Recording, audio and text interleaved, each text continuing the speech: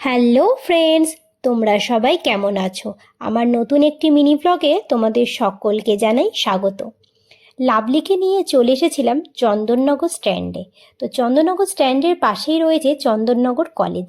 চন্দননগর কলেজে নতুন মিউজিয়াম হয়েছে বেশ কয়েক বছর হলো। মিউজিয়ামে আর ঘুরতে আসাই হচ্ছিল না, কেননা মিউজিয়াম বন্ধ হয়ে যাবার পরই আমরা গিয়ে পৌঁছাচ্ছিলাম চন্দননগর স্ট্যান্ডে। তখন তার ভিতরে যাওয়া সম্ভব নয়, তাই আজকে সময় নিয়ে গিয়েছিলাম, আর গিয়েই এখন চন্দননগর কলেজে প্রবেশ করছি।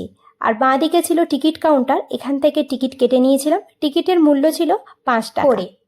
এখন এবার মিউজিয়ামের ভিতরে যাচ্ছি।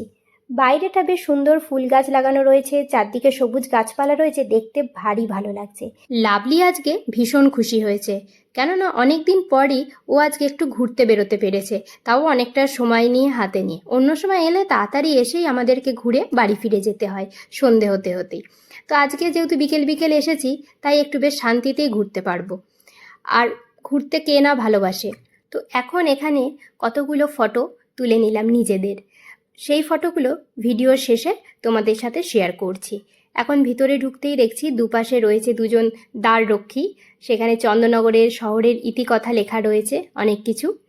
তারপরে আস্তে আস্তে ভিতর দিকে যেতেই নানা রকমের মূর্তি বানানো রয়েছে হাঁসের, তারপর নানা রকমের মহিলার মাছ কাটছে, কোনো কিছু কাজ করছে এরকম তাঁত কল দেখলাম। খুব ভালো লাগছে। এইগুলো চন্দননগরের যে রথ, সেই রথের সময় এইরকম রথের দুপাশে থাকে, মাছ কাটছে, কোলে বাচ্চা নিয়ে আছে, এইসব।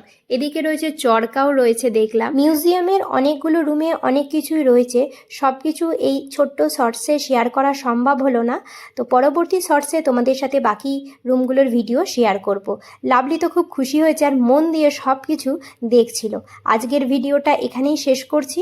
পরবর্তী শর্টস নিয়ে খুব তাড়াতাড়ি তোমাদের সাথে দেখা হবে। আর ভিডিও যদি ভালো লাগে অবশ্যই লাইক করো, শেয়ার করো। আজকের মতো টাটা।